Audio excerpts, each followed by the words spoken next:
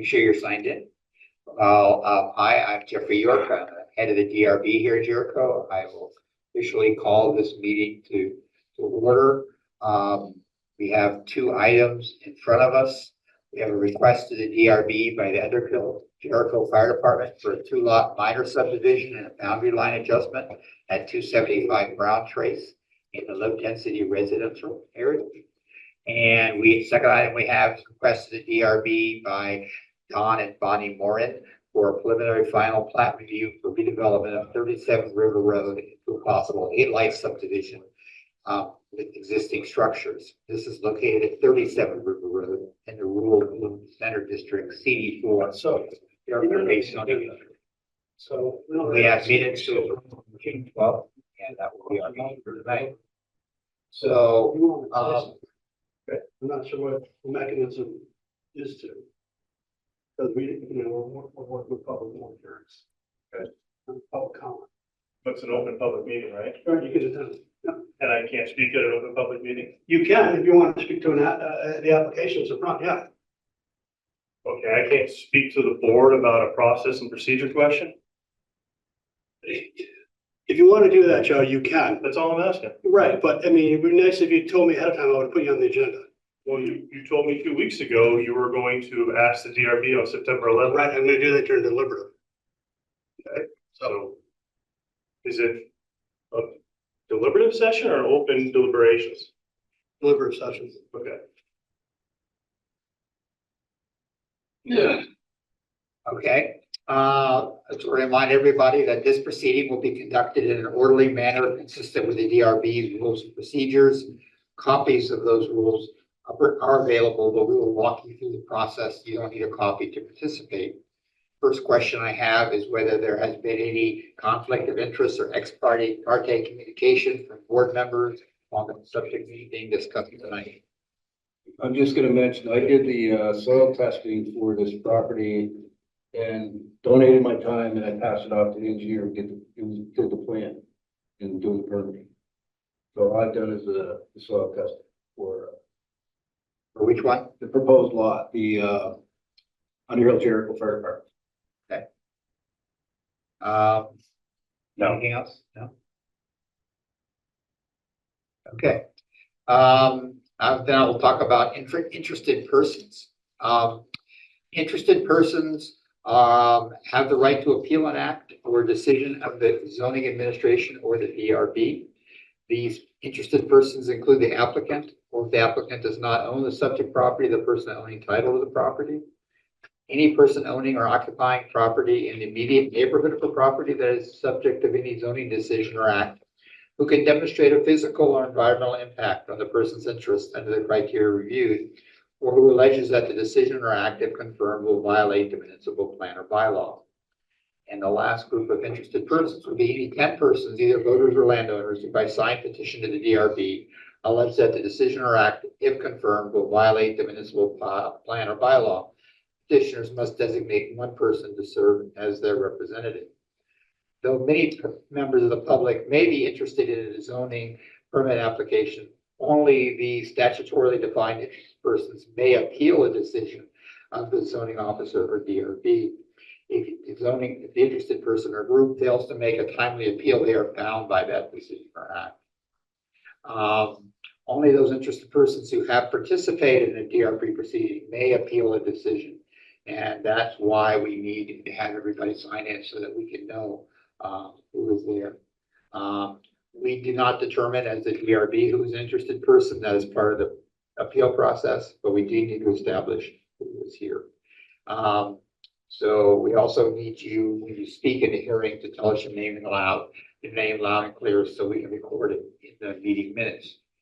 So our first item today is the Actually, I'm just going to interrupt the board. We have a person from the public has essentially like to ask or make a statement with regards to DRB procedures, and it's not part of the Morin agenda. It's outside that, so it probably makes sense to probably makes more sense to start there, and then getting to the hearings, and then wait till the end for him to make his, questions or statement to the board. But it's your choice, it's your meeting. I'm okay with the recommendation to hear it first. I think, yeah, that way he doesn't have to sit through the hearing. Okay. All right, Joe, why don't you come on up? Thanks. So I'm Joe Green from VRMT4. I think I know some of you, maybe some of you I haven't met yet. I have a process and procedure question for the DRB. I've spoken to Chris over the last several weeks about this issue.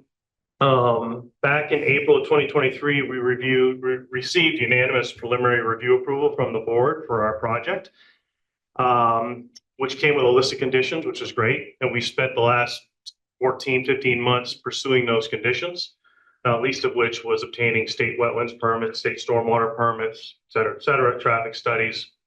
So at the beginning of August, I reached out to Chris to inform him that we were ready to submit our final review application, but had a couple of questions for him and gave him our updated plat.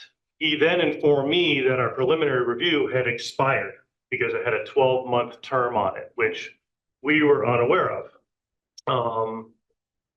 Be that as it may, he let me know, and so we went back and checked the regs, and sure enough, under final review criteria, not preliminary, it says preliminary review is only good for 12 months, which Chris then told me that we would have to start over, which I didn't completely comprehend because the DRB has the discretion to do a combined preliminary and final review for a project. And seeing as how we've already been through preliminary review and obtained unanimous approval from you folks, I asked Chris if it would be possible to do a combined preliminary and final review, which obviously is your discretion. Chris has suggested that we have to start over and start with preliminary review, see what happens and come back. Even though he has told me that he assumes that would just be reaffirming what we've already been approved for, and he assumes we'd get that approval. If that's the case, then procedurally, we're trying to request from the DRB that we be allowed to come back with a combined preliminary and final review. So that's really why I'm here tonight.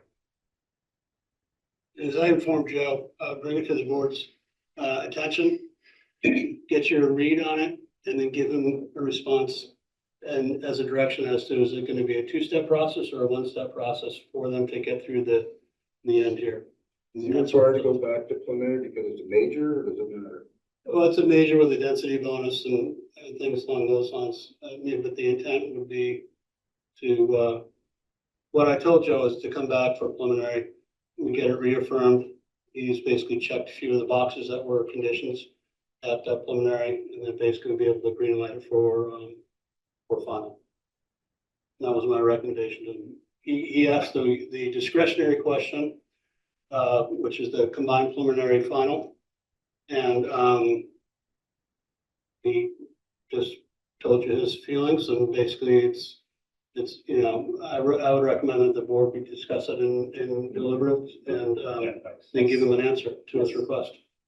And to be clear, we're not coming back, we're not required to come back for preliminary review because it's a major. It's because our 12-month term expired that we weren't aware of.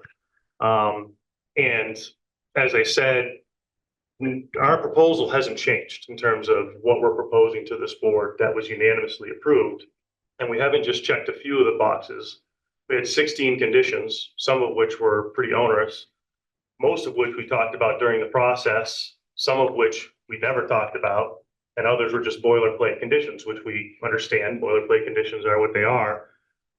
But we've spent an extensive amount of time completing those tasks to be ready to come back for final. So that's why we're asking to do a combined. When we met for sketch plan review 2+ years ago, 2.5 years ago, it was very obvious and we understood that we had a fairly complex project, so we should go through the 3-step process: sketch plan, preliminary, and final. Project is, because I wasn't on the board.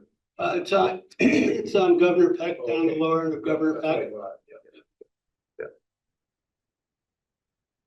Okay. Yeah.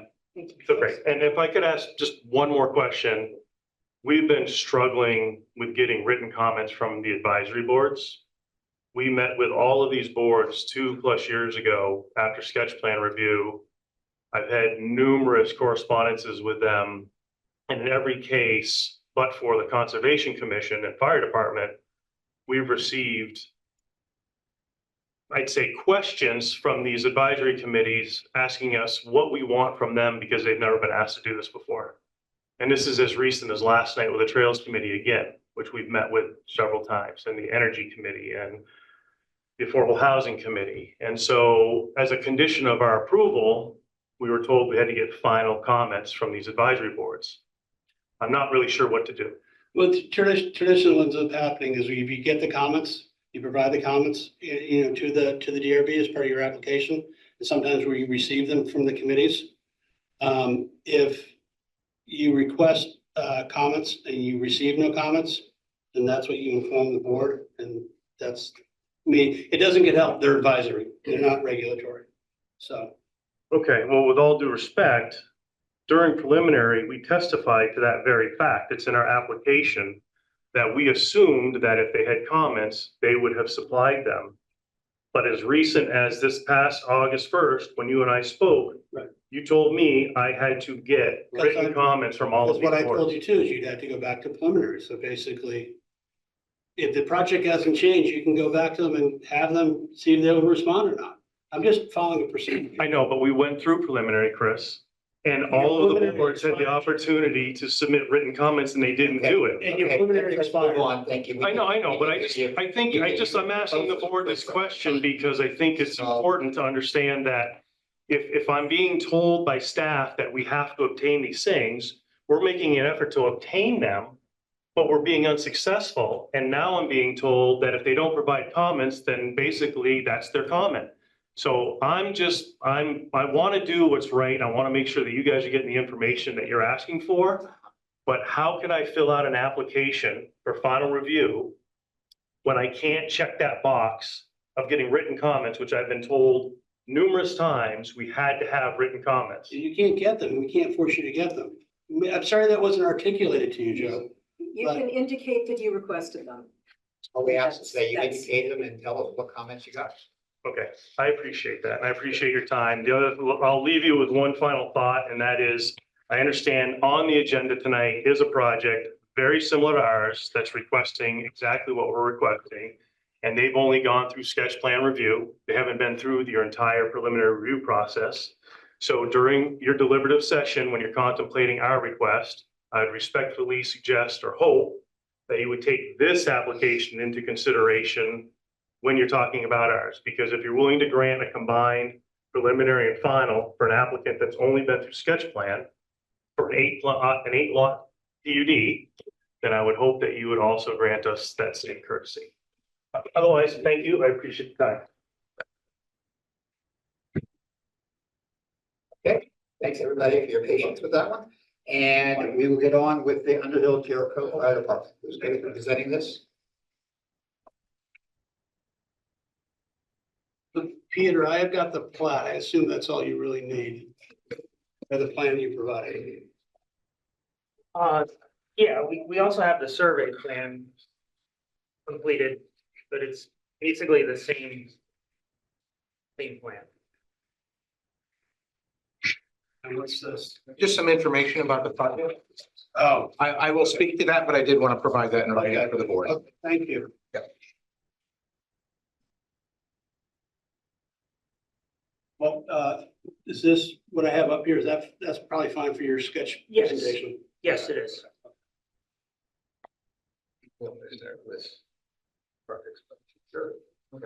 Good evening. My name is Matthew Champlin. I'm here representing the Underhill-Jericho Fire Department. I am the chief of the department. And I'm basically going to go over what you're being handed here in writing, but I wanted you to have that in writing for your record so you could consider it after this hearing. As many of you know, the Underhill-Jericho Fire Department was gifted the Rivers property by Donald and Alice Rivers a number of years ago. We've held on to that property. There's been lots of discussion about that property. There was an Act 250 permit on that property when it was gifted to us for a gravel pit. That gravel pit was operated until that Act 250 permit expired. We've gone through the process with the state of Vermont and the Act 250 Commission to get that permit closed. It's my understanding, I'm not expert, but the only Act 250 permits that you can ever close are gravel pits. So we've done that. That has been completed. We are free and clear of the Act 250 permit. It is our intention to subdivide the house on this property off. The Underhill-Jericho Fire Department does not want to be landowners. We don't want to deal with septic systems and boilers and roofs and windows and things like that as a fire department. So our intent here is to subdivide this house off and sell it as a property. And beyond that, anything else is, we haven't decided to do anything else. There is a solar farm on the property further away from the house, but again, all we're looking to do here tonight is to subdivide the house off so we can sell that and then not be landlords dealing with septics and water and wells and roofs and things like that. So I just want to be clear, this is not the land that was promised to the town of Jericho 8 years ago. Correct. That is on the other side of the road. The only other component within the application is there's a boundary line adjustment with an abutting neighbor.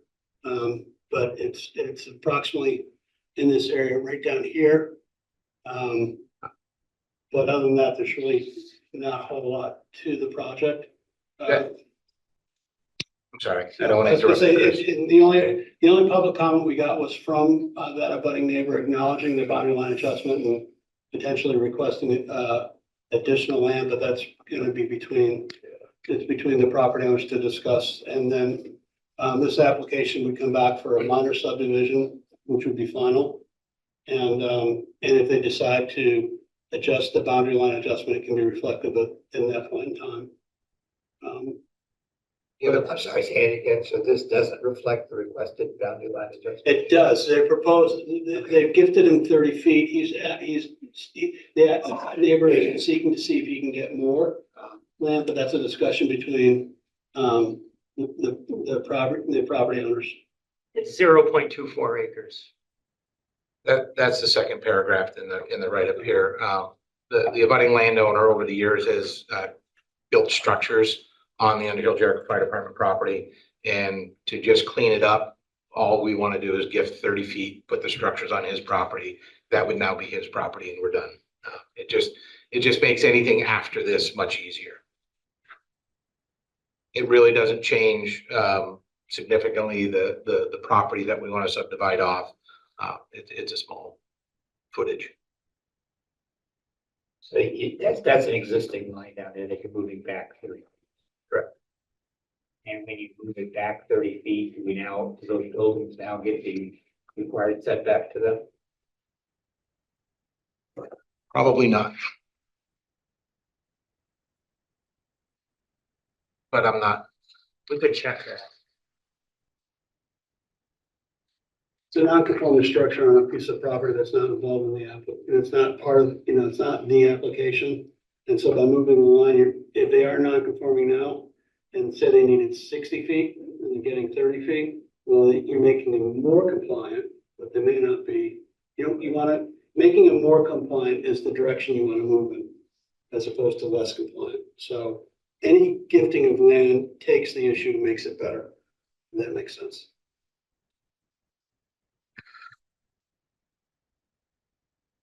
That's the intent of this project. That's what the fire department is attempting to do here. Now I'll let What's the district? Is it a village? It's in the low density residential. What's the minimum acres there? 3 acres. Yeah.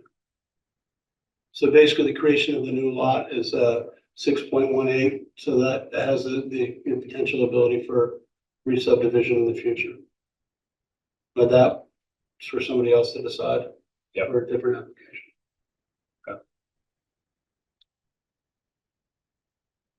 So there's no change to the access to the lot. There's an existing driveway. The property is served by an existing drilled well, no change to that. And there's an existing wastewater system with no change. But because of the shape of the subdivision and the proximity of the new boundary line to the dwelling, we do need to show a replacement wastewater area. And that's up in that area. It's a In the simple existing sewer. simple, in-ground replacement wastewater. It doesn't need to be built only if something happened to the existing wastewater system. So we will be going for a state permit for that wastewater area. That's the only state permit we need. Pretty straightforward. Any other questions from the board? Any, okay, open it then to, public comment. Are there any public questions on this request? Ask first in the building. Any about online? Anybody online? Oh, let me see.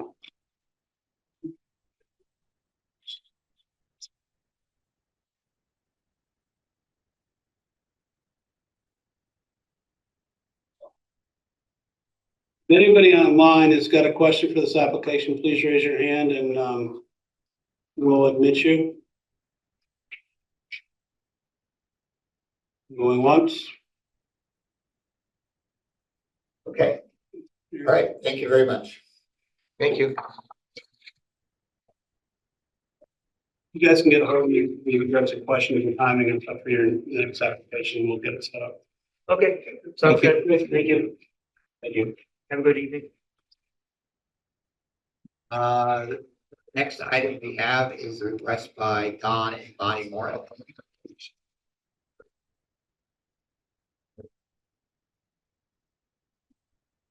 Hello, David Burke, O'Leary Burke, Don and Bonnie, Morin, the landowners are also here. As you stated at the beginning for the agenda, this parcel's at 37 River Road. It's a 1.61 acre parcel. It's currently occupied by a two-family home off of River Road and a barn in the back. The home will be retained on proposed lot 5. And the barn on proposed lot 6.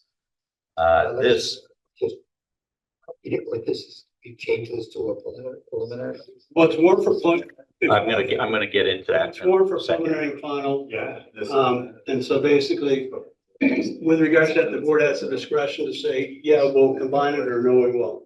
And so my recommendation would be to hear it. And then basically you can let the applicant know that we're really contemplating this as a preliminary or final, but Dave's gonna talk to that separately, so that question may go away. I'll go over it right in this overview. Lot 5, again, is the two-family home. Lot 6 is a barn. This is in the Rural Village Center District with the CD4 character-based zoning overlay.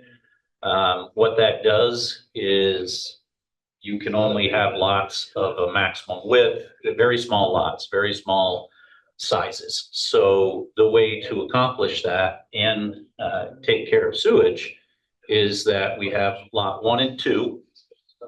Excuse us, can you walk outside with the conversation? Thanks. Lot 1 and 2 are proposed single-family homes, 2-bedroom single-family homes. They're shared, they come off the alley, and because of the character-based district, they're served from the back on a shared drive. Lot 3 is a sewage lot, and again, that's to meet your requirements for this CD4. Lot a clear drive with just the lots on Plat, maybe, okay, yeah. Okay, I'll pull this up. Lot 4 is a single-family lot, 3-bedroom. As I said, lot 5 is the retained home. Lot 6 is retained barn. Lot 7 is a deferred lot as far as the state of Vermont. We have received a wastewater permit, but we did not include lot 7 as a building lot. The Morins weren't interested at the time. And lot 8 is also a sewage lot. Basically, 5 and 8 will go together. If they ever get sold, if the Morins decide to sell it, 5 and 8 would go together because the sewage lot is for lot 5.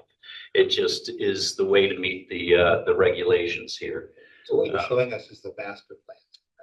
Yeah, I mean, Like if right now, 6 and 7 will also be together. 6 could go with 7, it could go with 5, it could go with 4. but it's a barn. Six, by the time you remove the barn, it would all be disturbed soil. It'd be highly unlikely that you could do a home there with a conforming septic system. So lot 7 would be able to be a house lot, but we did not seek state permitting, wastewater permitting for that. We were in for sketch quite some time ago. This is the same layout as you saw then. We had a issue. The property to the west is owned by Robert Bartlett, and there's an existing well behind the house. The house is served by municipal water, but Robin wanted the ability to utilize that well. Long story short, he got a hold of the state when we submitted, and we had to revise our septic system such that if he wants to use that well again, he's able to. We went to a shared pressurized system, 150% size. We've already received a state permit. The appeal period is run. I submitted the state permit as part of this application. The submittal was for a combined preliminary final. Your regulations somewhat encourage submittals as primary final. And I think it was appropriate to submit it for preliminary final when it happened. A couple things have occurred since our submittal. While our abutters list included the town of Underhill, both the town clerk, the town administrator, and planning and zoning, we provided the physical address, and when the town sent them out, they got returned. So today, Brad Holden sent a letter saying, hey, you are within 500 feet and we weren't notified, and we'd like the opportunity to take a look at this and see whether we are interested in providing any comments. And that title that he cited is if a property is within 500 feet, they're supposed to be notified. We tried. Unfortunately, we did not have PO box. So, so that negates final tonight, because final plat cannot be approved based on that section. So I'm here for preliminary. And at the end, hopefully if preliminary goes well, I would like to be on October 9th for final. I will likely be sending a quick email to Brad, copying Chris and copying my clients, stating a couple things. He mentioned 8-lot subdivision. Well, I just went through why it's an 8-lot subdivision. There's 3 new homes, and there's a potential with lot 7 to be a 4th home. That is 4 p.m. trips. He commented about, he did make a comment about traffic and the River Road Route 15 intersection. That's controlled by V-Trans. V-Trans has you look at that when you create 75 trips. We're at 4. There is no regulation, including Underhills, that has any traffic study for this project. A little bit of clarity, the 12-foot alley that serves inside of a 24-foot right-of-way that goes between lot 1, 3, and 4, and 5 and 6. It does go to the property line as your regulations require, but it's private. I do not see the Morins or a future HOA allowing a connection to this. The last layout I saw did not have a connection in that area, did not have a layout in that area. So the control of the connection is the client's. You're not approving that. If Mill Riverside came in later and wanted to connect to that, they would need to deal with Morins and or the future HOA, and they would have to gain approval. I don't see that happening with a 12-foot alley. So I will be providing some clarification for Brad that will hopefully get them to not submit comments, or at least not submit negative comments. The other thing that occurred since we submitted last Friday, I was forwarded an email across the street. You have Sean Riley, it shows on sheet 1, he's kind of across from proposed lot 2. And it shows correctly on sheet 1, and then on the property plat, it did not show the extra line, it did not show their name. My surveyor has corrected that on the plat. It should be, if you're inclined to approve preliminary, it should be a condition of preliminary. It would certainly be on final anyway, so we will submit a revised plan prior as early as tomorrow. But the abutters list did include Sean Riley. The site plan is correct. Again, oversight on the property plat. The other comment that Sean had was we show a existing culvert in front of lot 2 that goes onto his property. The comment was that the culvert is plugged. It's not a town culvert. It's not a town culvert, and that sounds like he may have plugged it a few years ago with the town's permission. We are not proposing to use that culvert. We're required to show existing conditions. So we show, so you see right there, we say existing culvert. We are required to show existing conditions. I would suggest it is a town culvert. It crosses a town road. So it kind of, there's rarely easements with culverts and waterways. Water's always allowed to go the way that it goes. You're not allowed to change direction. But the good news is we're not utilizing it. The alley goes downhill at about a 3% slope to a low point kind of on the back, I'd say the northwest corner of lot 1.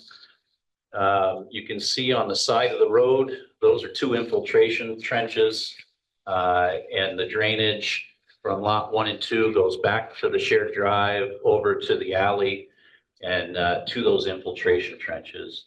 Because this is a CD4 district, first of all, this is apples and oranges to Governor Peck Road. So if I didn't have these issues, I would be shooting for final. The 1.61 acre lot, this is apples and oranges to that project.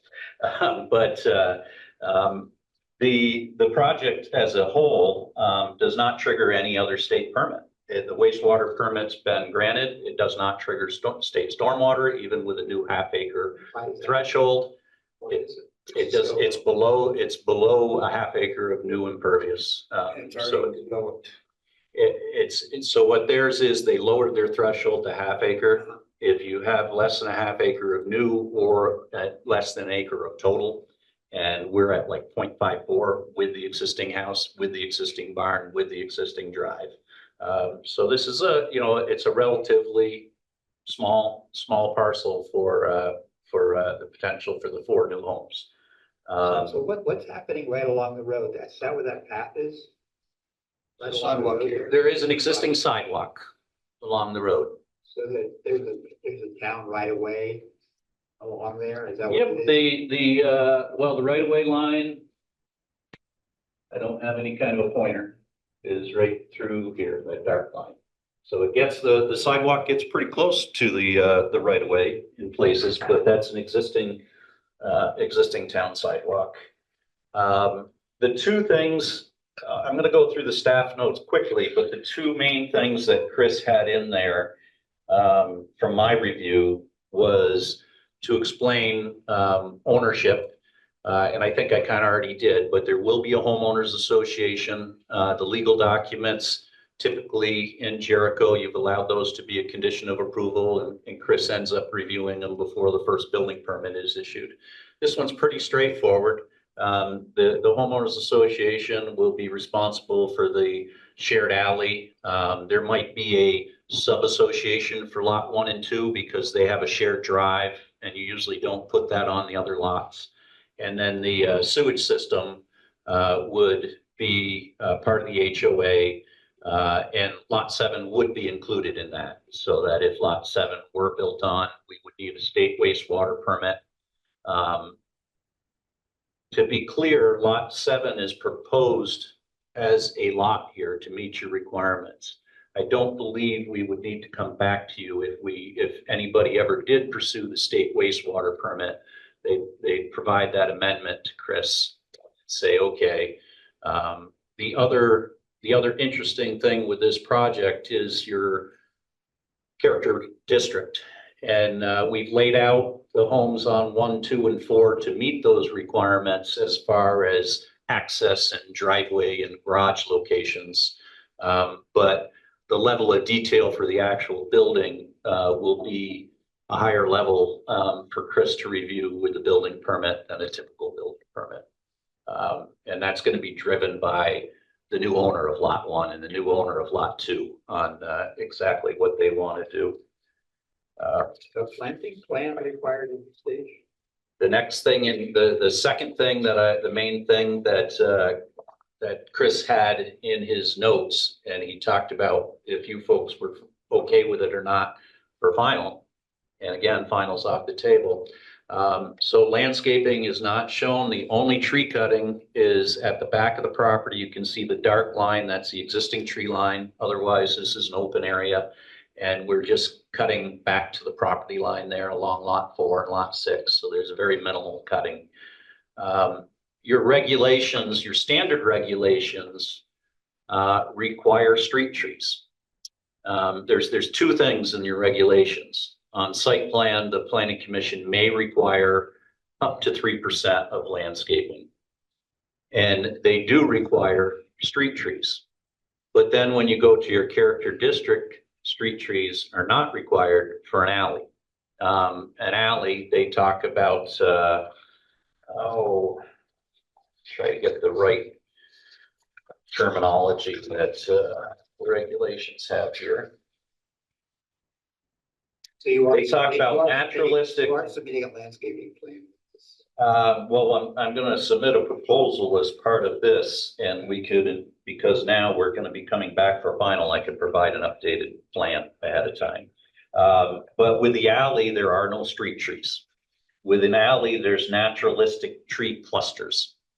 And these naturalistic tree clusters are kind of difficult to do on these small lots. My suggestion would be that I would like a condition of approval for preliminary that we have naturalistic tree clusters, a minimum of 2 hardwood trees per lot. And they would be of the small variety, less than 30 feet at mature height, because you get things bigger on these small lots, and it's just going to be a problem. And they would either be oval, they'd be more of the trees that are more on the oval side than the wide side, just so that 20 years from now, people aren't cutting them down because they're a problem. So that's my suggestion for your consideration, that we would do 2 trees per lot. That would be for the single family lots, lot 1, 2, 4, and 7. Not suggesting that we add trees to 5, 6, or certainly the sewage lots. You're gonna put that request in writing for us to incorporate. He's making that request right now that he'd like the board to consider for his preliminary review. We need to close the preliminary hearing, render decision, warn a final.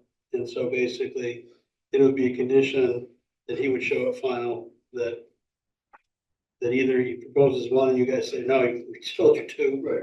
Yeah. So that's how that would work. If we're technically deficient on the warning to Underhill, can we actually close the preliminary hearing? I mean, doesn't have to be warned to? Or can we just call the next one? It's just prior to final plat. So I think we submitted as preliminary and final. I do not think you need to rewarn. You can do that. You can do that as a process of tonight. You can say, you can say final on October 9th, and that covers your warning. Yeah, I'm just trying to get it straight in my head, because I always get challenged with these legal questions, with Right.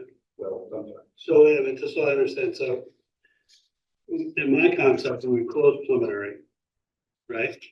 We'd render a decision and then we would warn for final. What you're saying is basically close the preliminary, keep the warning open, because it's preliminary and final, and move the final hearing. I would like the board's consideration to, because the issues that the abutter issue, the mailing address, to continue final to a date certain, What we can end October up 9th. doing- What we can end up doing is basically for the final hearing, because it's gonna need to basically be, I'll put it in the paper as, being warned. We can I'll have to resubmit, that information to all the abutters. And we'll get not the physical address, but the PO box address for the town. Yeah, I'm just trying to get my head around and make sure nobody questions it again, and say, well. Yeah, And I- Not a hearing, but. I don't even think you need to go to that step, No, because when a hearing is scheduled for preliminary final, everybody was notified. The one address got kicked back. So as long as we properly handle them, this is the hearing. Everybody thought it was preliminary final. Now it's preliminary. And if there's a date certain, they're notified. That's the way it's always worked. that's fine, because what I was thinking and hearing are two different things, but I concur with what the concept that we're talking about. I just want to be on the same page. Going through, those were the two big things in the staff notes. As you can see, once you get down to the recommendations. But I'm just gonna go through and stop me if I'm skipped something that you wanted me to talk about. But section 10.12.9.4 is legal documents. We talked about that. HOA, like that to be at Jericho, it's usually standard condition for staff approval. Staff decides whether they kick it on to the town attorney or not when they do that review. So sometimes the attorneys will end up talking to each other. On conformity with public works specs, 11.1.1, access, the character district, CD4 district, trump cards, the regulations in this case are the public works specs. So section 13.4.8 is the appropriate public works are not the governing spec for this proposal. The CD4 is. And we did seek the fire district's comments. They said they could not support this and suggested that it should be public road. It might be through road. Again, and they cited the public works. Public works are not the governing document here. And I confirmed that with staff previously. Section 11.7, water supply and sewage disposal. We've received the state wastewater permit, provided it. Section 11. Question about that. Why is the septic where it is? Why didn't you pull that house 2 off the road and put it back where the septic is and put the septic down there? Seems like that would be a better place for house 2. Then we would have been way too close to Mr. Bartlett's well. You can see the well just to the east of lot 2. But soils are good out there, sandy soils. And just one other question about just my general knowledge. What would it take to just have one big septic system? That is one big septic There's system. another septic system over here on the left, right? Well, there's an existing system that serves the house on lot 5. And there was a wastewater permit associated with that. So we felt that it was better seeing their system was there. They're allowed to stay on it. And it's not that old of a system. With these soils, there's no guarantee, but it could be 5 years, it could be 50 years before that system goes. So we took care of a replacement area next to the existing primary area. Did they ever go back over on the, because I'm just thinking if this is gonna be that, future town, could that other septic system ever be built big enough to cover all the houses there? No. We had more space, but the space that we have now to honor the existing well. It's large enough with an amendment that it could serve lot 7. The idea is to sort of have this dense, neighborhood looking effect, and we're breaking it up with all these big septic. fields. Well, So it's kind of nice to have the fields, but it sort of takes away from that town look I think people were trying for. So- you're gonna get your dense CD4 because of the home on 1 and 2. They're close Yeah, to the okay. road, they're narrow. I understand now why 2 isn't, it's close to the road. Lot 8, Seems like if I had the house too, I'd rather have it be a little further from the road, but okay, I get why it had to be there. right, that's the requirement, there's a minimum and a maximum. You see the 2 lines there, and that's a zone that you have to put it in. So the future owner of lot 1 could potentially, with a slightly smaller house, go back about 8 feet, but that's the most they can go back.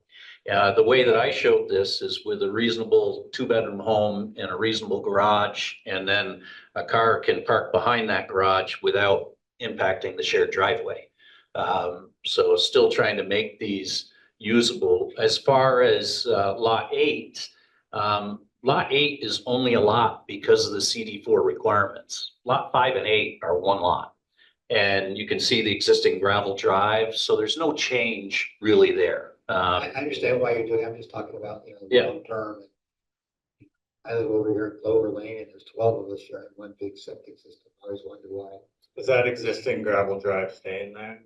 Yes, Is yeah, it being connected to that future alley? it is not. That can be clarified. But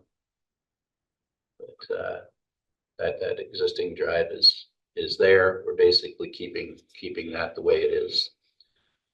For lot 6, Dave, so that has the existing barn on it. Yep. That essentially can you create a lot that has a non-conforming structure on it if it's? The lot is, it's conforming. So we shaped where that alley is and the setback, you can see the setback there, so that lot 6 is at the minimum distance from the 24-foot right of way. So that would be a See, conforming. that's the property line, that's the setback one. I'll have to verify that because I'm looking at it now and it looks like it's a hair over. That's what I thought. Certainly, I'll double check that because the intent was that alley would be the minimum distance from the barn. So if we have to shift that a half a foot or so, we will. So you see what you're. Maybe you spoke to this, I'm sorry if you already did. Can you just explain, I know you said that if that barn were to come down one day, Mhm. the likelihood of building another house there is not feasible. Is that what you said? And then Yeah. what's the reason for why create the lot? Create the lot is, when we first came in, when the Morins first envisioned this, they've owned the house on lot 5, the 2-family home for quite a while. They don't live there. They wanted to split this into 2 lots and have a home for themselves. And I think that's changed at this point. But lot 4 with the sewage area next to it, because the CD4 is so small. I said, well, at least you get a side yard because it's a sewage area. So this is the best we can do. When I sat down with Chris before I even came to you for sketch, he said, the problem is you've got to meet the CD4 requirements. And I was talking about phase 1 and kind of not doing anything with the west side of that alley. And he said, you got to show that you can meet the requirements. So that's how we got 5, 6, 7, 8. And at the end of the day, it works. The way the regulations state, there's limitations on the size of the lots you can create. And because of that, he's got to show that he can create the lots. And we need to show that those lots have access. So that's Lot widths are 18-foot minimum and 70-foot maximum. Maximum. So I understand that. I guess what I'm trying to figure out is if it's a barn, I assume the Morins should still own it. that they own lot 5. But in theory, they could sell that lot if they wanted to, right? You can, it would be so there used to be deferral of permits at the state level. Long ago, they did away with deferral of permits and they just have the exact same language when the attorney does a deed. So lot 5 could sell. My belief is that it would likely sell with lot 4 or with lot 5 or with lot 7. You know, the back at the beginning, Mr. Morin, was hopeful. He wanted to keep the barn and he wanted it all on one lot. It's like, well, we can't do that, but you got the sewage area next to you and you got the barn across. So, so that's still a possibility if that's the direction they go, but, I think things have changed. But maybe like one more time to clarify, you said that a primary residence could not be constructed if that barn. I said highly unlikely, because what happens is you have to be, I'm not showing isolation easements on lot 7. These lots are so small. I have to be 25 feet from the back line. I've got to be certain distances from the water service, the last part of it and stuff. And then I'm going to have a pit where that barn's removed. So it's highly unlikely that there's enough space after the disturbance that would be occurred. It's a nice barn. I don't think the person that buys, I think the person that buys it is going to be lot 7 or lot 4. Yeah. Yeah. It's more of a use question. That's not Yeah. an issue with use, right, for the district. So, I mean, the planning commission presently is working on red line changes in the village center district, which incorporates the CD4. So there are changes on the table. What the changes end up being and becoming to fruition, who knows? But it could create, you know, future opportunities in different avenues, so. Yeah, I think my background, while civil engineering, is an emphasis on soils and septic. So when I see a plan like Mill Riverside, I just kind of chuckle. There's not municipal sewer. How the heck's that ever gonna happen? So you got to take care of sewage to have these units. Challenge was accepted. Yeah. It's done. Yeah. Yeah. There is talk of, you know, you've got, potential to study for the sewer potentially across the street.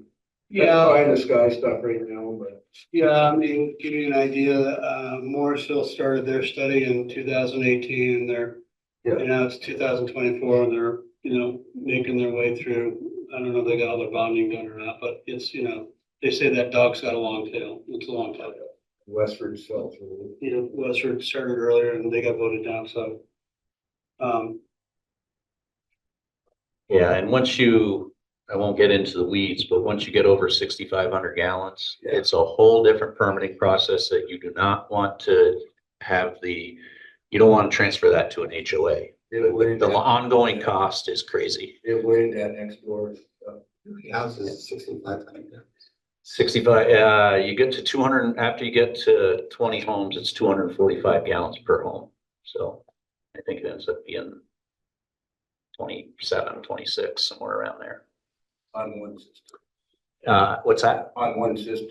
On one system, you can try to do separate systems, and it's a whole game you can try to play, but, yeah. Thank God. Parking, is in here under section 13.4.7. Each of these would have, they do have a 2-car garage shown and have space for, 2 cars in the driveway. I don't see that there would be that many, but, there's certainly ample parking. Section 13.4.9.2, I think we need to answer that question. Chris points out principal frontage and private frontage on corner lots. And I believe that lot 1 is considered a corner lot. Principal frontage would be River Road. And we should probably state that on the plat.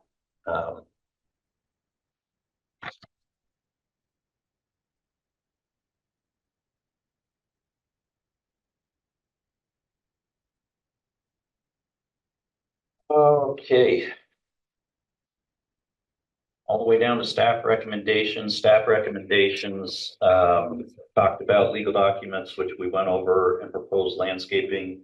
I've given you my proposal, which is 2 hardwood trees, and 2 together. I do see lot 1 and 2, at least one of those 2 trees being along River Road. And then lot 4, lot 7 would be subject to it as well.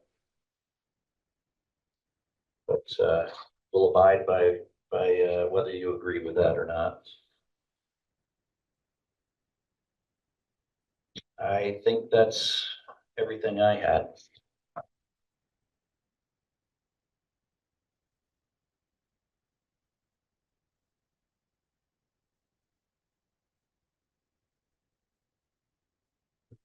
More questions on the board? Timeline, what's the hope to start this next year?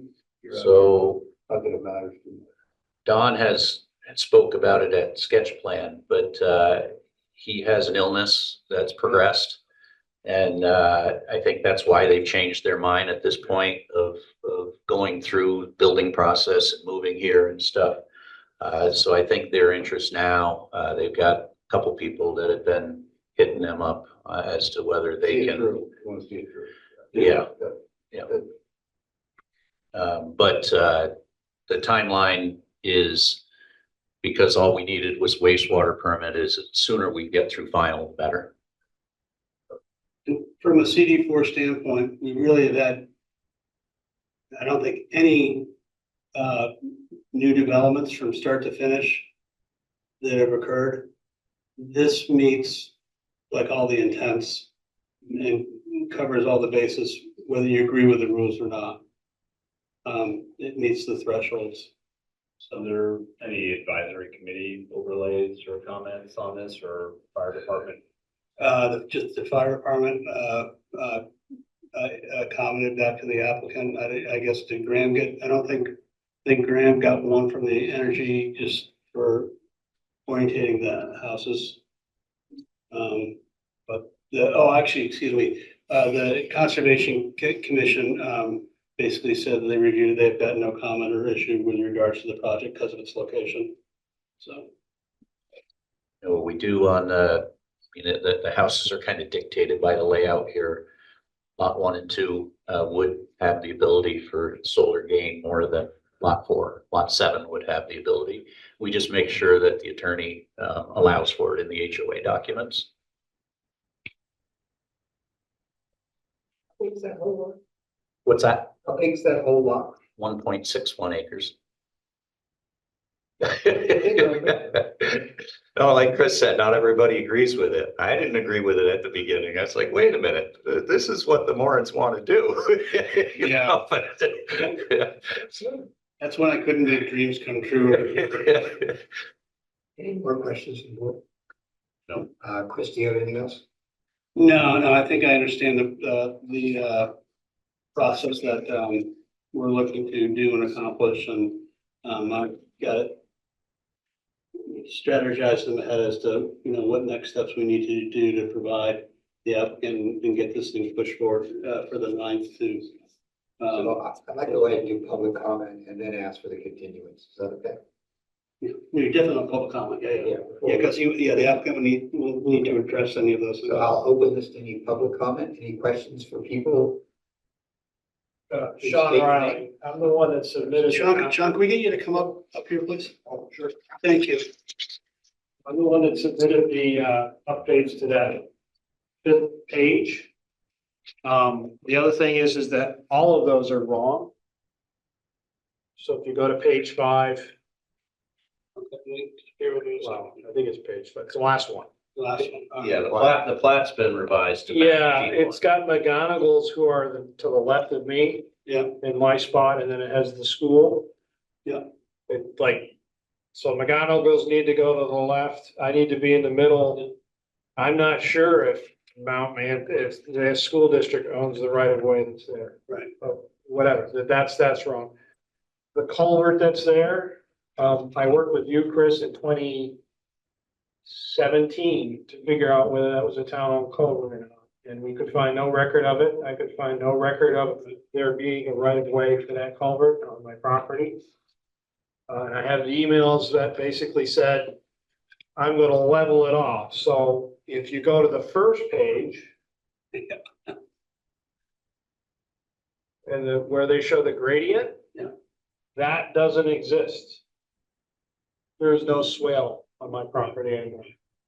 Right where you're, yeah, right there. That looks like it's a swale that came across onto my property. That's flat. That swale doesn't exist. That was from LiDAR photography, so that might have been a few years back. Yeah, I mean, I think I did it, because basically what I did is that I think it was in 2017 or 2018, I filled all of that in. There's a fence there. You built And the there's, garage, and right? there's a garage Yeah. over it. So I filled it in like a couple of years before I built the garage. But I mean, And the reality is too, is that basically with the, we had testimony tonight, the new impervious, area basically is staying on the property. yeah, It's not gonna pick up that culvert, it's not gonna travel and off the and property, so. when we first moved here, there was, and this is gonna be interesting when you guys start digging. That whole area was a horse pasture. There's a couple of buried horses in there. And the water used to run through that culvert down onto my property. But ever since they put in the sidewalk, whatever that was, it's never flowed since. So there's like a basin on the other side of the sidewalk, there's a tree in it now. Do you have a question? I do not. Thank you. Thanks, Sean. I can gladly say that where I did the 6 test pits, all in the vicinity of or I did some on lot 8 as well, Yeah. but on lot 3, You didn't hit any. that I didn't hit any horses. I will say there is a horse right behind the right corner of number 2. Hey. My wife saw him. Glad I didn't hit them. So, Matthew Champlin, I am speaking as the chief of the Underhill-Jericho Fire Department. And while we understand the zoning regulations in Jericho allow this to be built, there is absolutely no possibility of the fire department ever providing a letter of service for this development, or anything like this in the future.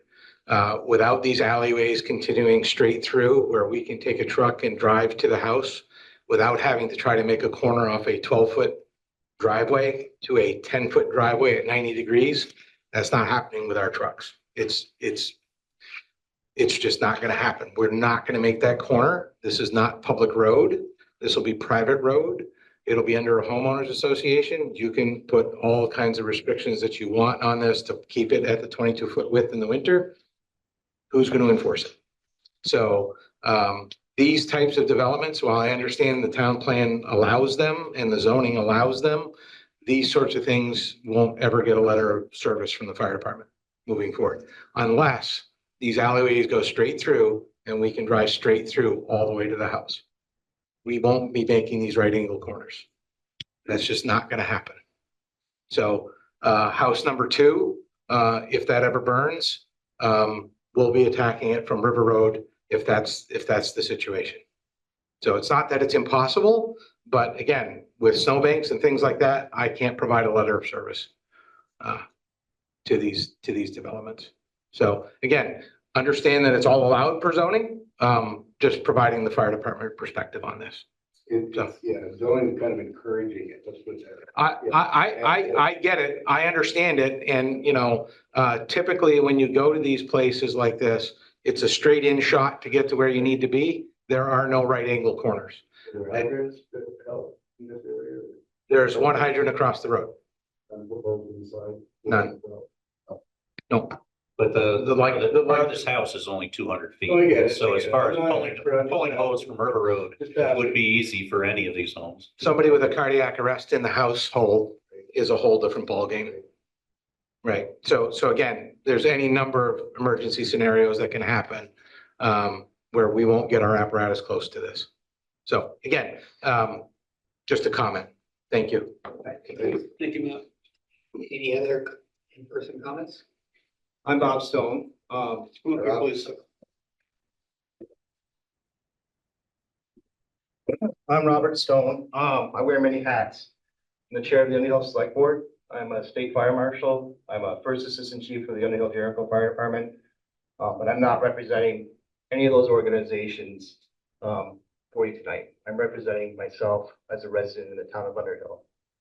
I'm concerned, having been a firefighter since 1989, then I've seen the devastation of what a wind-driven fire can do. And seeing the close proximity of the housing that's being proposed, and hearing the fire department say that they're going to have a problem getting access, and having been to a wind-driven fire and you're seeing houses that are closer than 30 feet to one another, it makes it extremely difficult to protect people's lives when they come to that. So I want you to try to take that under consideration while you deliberate tonight. Thank you. See if there's anybody up here.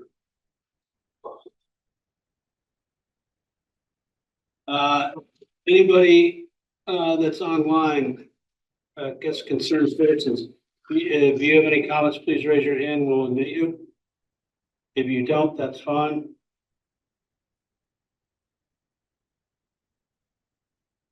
Guess not. So should we be a motion to? Well, it's either that or Dave. I mean, there's some public comment. I would give Dave a. Yeah, no, I think, as far as, Mr. Riley's comments, the plat has been updated to sheet one. So sheet one was correct. And he's correct. When that line gets, you can see that line is over, and then McGonigal is across from lot one in the entrance. And Mr. Riley's there. That's been corrected. I will ask, I'll ask the office to remove the contours on the outlet end of that former culvert, because if that's not the existing conditions, we don't go on to another property unless we have to. So that was from LiDAR contours. But as far as fire fully understand where they're coming from, and where I'm coming from is, this is the requirements for this district. 18-foot minimum lots, 70-foot maximum. These are all at the maximum, because to me, I'd like them to be bigger. They can't be bigger. So setbacks from the homes can't be bigger. This is what's required of your regulation. So it's not a question of this proposal. It's a question of whether the board feels strongly enough that, boy, this isn't working, giving input back to the planning commission and seeing if the planning commission goes through a process to change this district. But as Chris said, this meets the district requirements. We are on the largest side of the district requirements. So our hands are tied on spacing and stuff like that.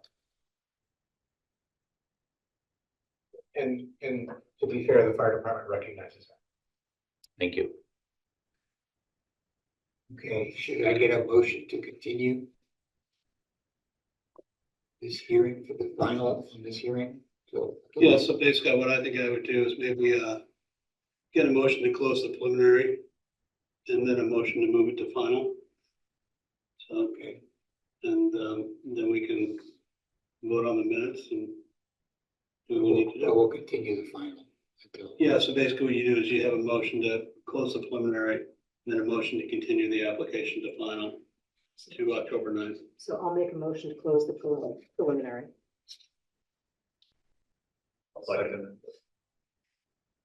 Who seconded it? Matt. Okay. Favor? Aye. Aye. And then I'll make another motion to continue to date certain, October 9th, is that? Yes. Have another hearing on the 9th, so I think it's the 9th. It is 9th. Yeah. I'll second that. Thank you, Andrew. All in favor? Aye. Aye. Okay.